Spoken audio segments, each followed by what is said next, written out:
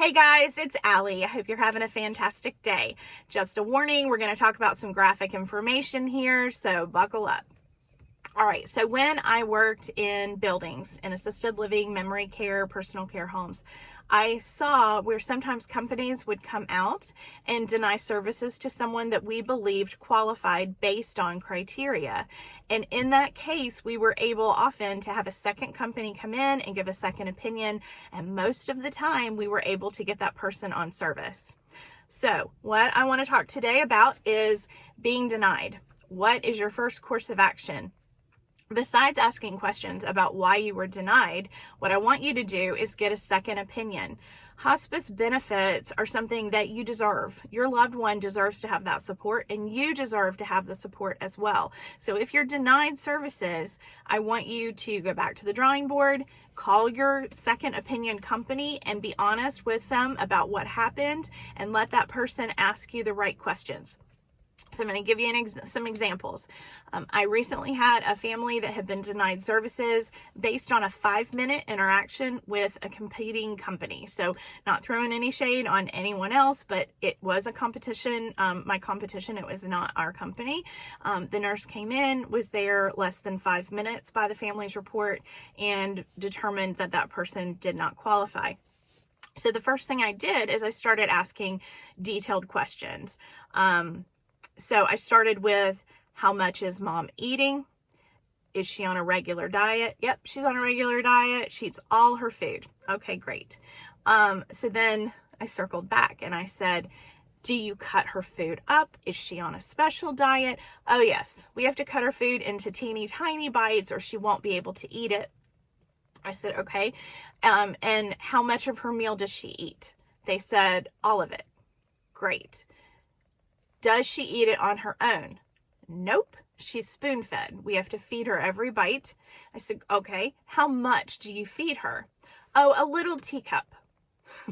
Guys, if somebody says to someone, and this is not the family's fault. They didn't know what to say. They were answering the question the best way they knew how, but I want to educate you so you can advocate for your loved one.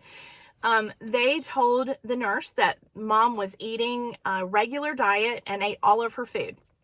So she was not on a regular diet. She's on a mechanically soft diet, and she's only eating a very small portion, just a few ounces, and she has to be spoon fed.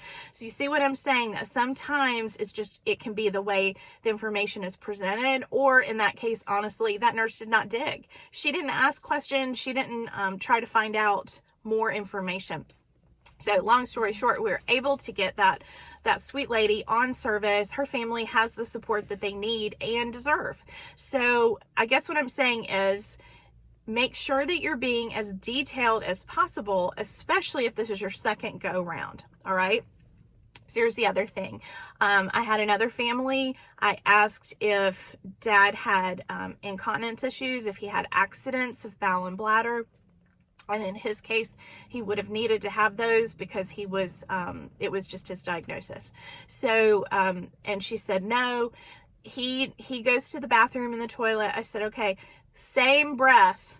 Then she talks about an accident that he had the week before where, not only did he have an incontinence issue, had an accident, as she called it, he also used the fecal matter to do art. Okay, so sorry, I know that's hard to hear, but so what we're talking about then is someone who does battle with incontinence of bowel. So a lot of times it is the family's desire to make someone look as healthy as possible, to always shine that bright light, the happy rainbows on the situation, because we don't like to see that our loved one is failing. We don't like to see that they're declining, and we are used to trying to be positive about it all the time.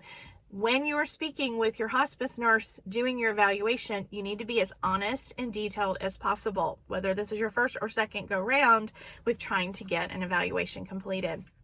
Because people cannot tell in the time period that they are in your home. If they're there for an hour, they're dependent on your history telling, your storytelling about what's happening. You need to be able to give as many details as possible.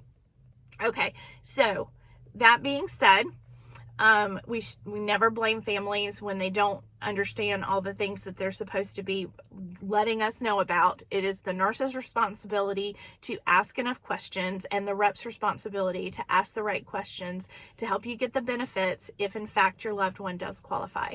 But bottom line, if you were denied, I do not want you to give up. I want you to go back to the drawing board, call the rep of another company, and make sure that we are getting all the details that we can get, because more often than not, if the doctor has written the order, if you've been through the initial consultation with a representative from the company, and then by the time that nurse goes out, chances are good that your loved one does qualify, or at least is borderline enough that they need to dig and find out for sure. Okay, so I hope that you're having a fantastic day. I'm here to help you in any way that I can, and I wish you all the best. Bye-bye.